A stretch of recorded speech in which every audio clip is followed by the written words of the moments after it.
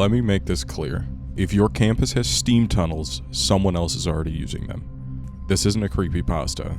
This is about the guy I met down there, the one who's probably still looking for me. It started because I lost my goddamn keys. After pulling an all-nighter at the library, I realized I'd dropped them somewhere between the biolab and my dorm. Retracing my steps, I spotted a glint of metal near a storm drain behind the engineering building. When I crouched to look, I saw a rusted access hatch slightly ajar. Keys weren't there, but curiosity definitely was. Bad move. The hatch led to a service tunnel, narrow and claustrophobic. The air thick with the smell of mildew and some kind of oil. I used my phone flashlight, telling myself I'd check just 20 feet in. That's when I saw the first box. It was a plastic storage bin shoved against the wall, lid cracked open. Inside were laptops, 4 of them, all MacBooks, chargers neatly coiled beside them. My first thought was someone stashing stolen gear, but then I noticed the dates scribbled on the lids in Sharpie. 10/12, 10/29, 11/4. Footsteps echoed ahead, the soft, quick shuffle of someone trying to be quiet. I turned off my flashlight and pressed against the wall. The footsteps stopped. "Who's there?" A man's voice. Raspy, like he'd smoked 2 packs a day for decades. I didn't answer.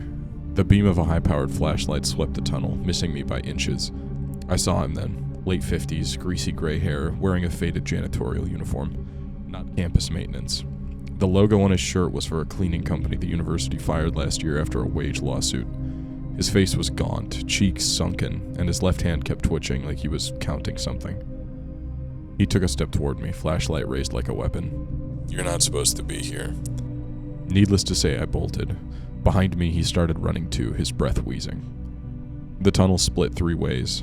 I took the left fork and immediately tripped over another storage bin. This one had phones, dozens of them, iPhones and Androids stacked like poker chips. He grabbed my ankle. I kicked backward, my shoe connecting with something solid. He grunted but didn't let go. "You little shit," he hissed. "You ruined it. You ruined everything." I don't know how I got away. I remember biting his hand, tasting blood and dirt, and scrambling up a ladder I hadn't even seen in the dark. The hatch at the top opened into a parking lot. I sprinted to campus security, babbling about the stolen stuff, the guy, the tunnel. They humored me and checked the latch. It was sealed shut. "Probably stress hallucinations," the guard said. "Happens during finals." But this morning I went back. The storm drain where I'd seen the hatch was completely normal, no access point. Then I remembered the laptops, the dates. 10/12, the day my roommate's MacBook got stolen. 11/4, the night half the chess club's phones disappeared during a tournament. I called the non-emergency police line. They transferred me to campus security, again. Update. My roommate just came back from a late shift at the dining hall. She said a man in a janitor's uniform followed her from the bus stop. "Old guy, weird twitchy hand," she said. He kept asking if she'd seen his storage bins. We're sleeping with the light on tonight.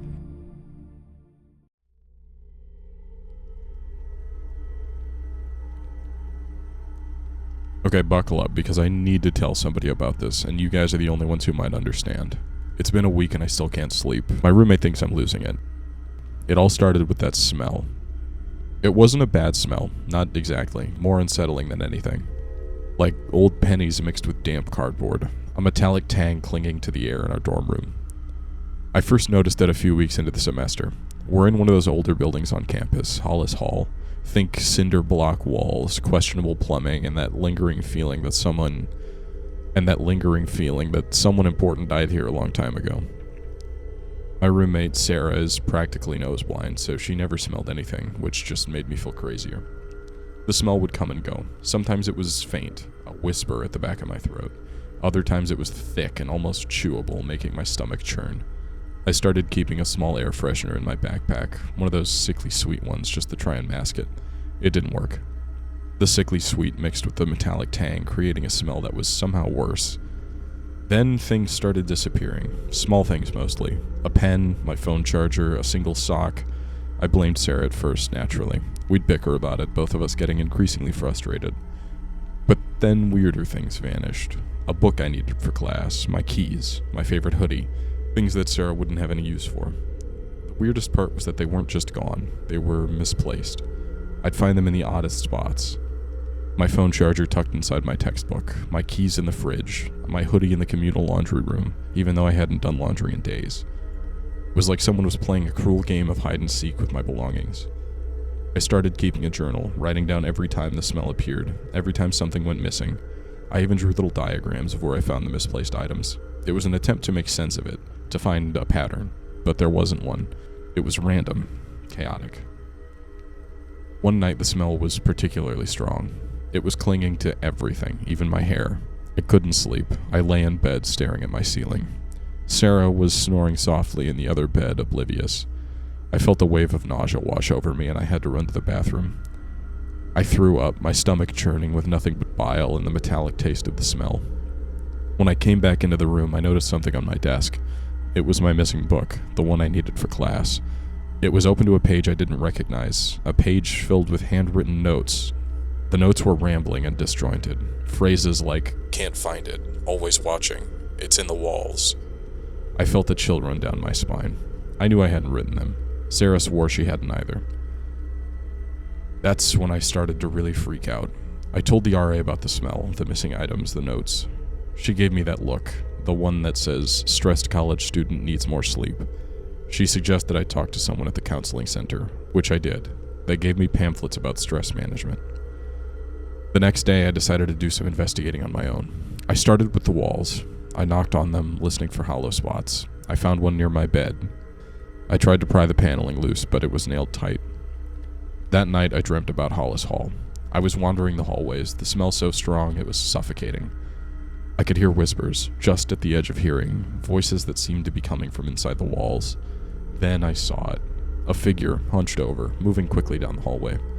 It was Sarah, but it wasn't Sarah. She was different. Her eyes were wide and vacant. She was carrying something in her arms, something small and furry. I woke up screaming. Sarah was sitting up in bed, staring at me, her face pale. "What's wrong?" she asked. I couldn't tell her about the dream. I just said I had a nightmare. The next morning, I went back to the hollow spot in the wall. I brought a screwdriver and managed to pry the paneling loose. Behind it, I found nothing, just empty space, except for a small white envelope tucked into the corner. In the envelope was a single piece of paper. It was a note, written in the same handwriting as the notes in my book. It said, "You're getting closer." I almost lost it right there. It's like I'm living in a movie. I called my parents, told them that I wanted to come home. They told me to calm down and that I was just stressed. They didn't understand.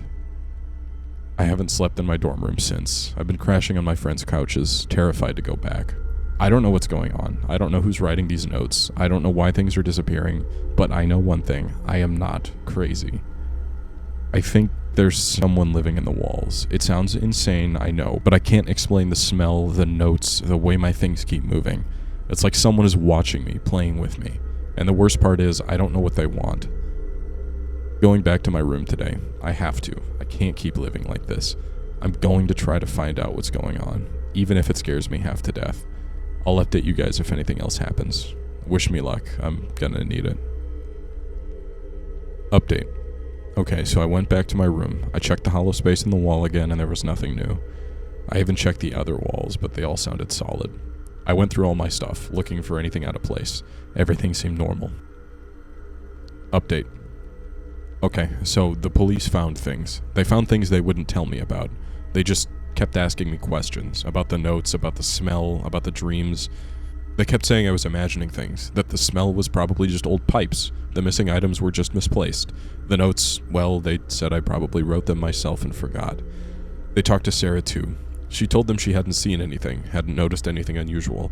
She looked at me like I was a stranger, like I was the crazy one.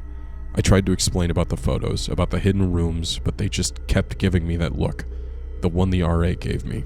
The one that says, stressed college student. They didn't arrest me, but they didn't let me go either. They said I needed help. They called my parents. My parents came, and they looked so worried. They kept saying things like, "It's okay, honey, we'll get you help," like I was broken. Now I'm here. This place is quiet. Too quiet. They give me pills. They say it's for my anxiety, but I'm not anxious. I'm not crazy. I saw what I saw.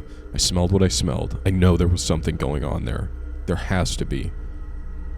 They took my phone, of course, but I'm resourceful. It's hard to explain without giving too much away, but let's just say a guard left their phone unattended for a minute, and I'm quicker than they think. I've got limited access, and I have to be careful. They monitor everything here.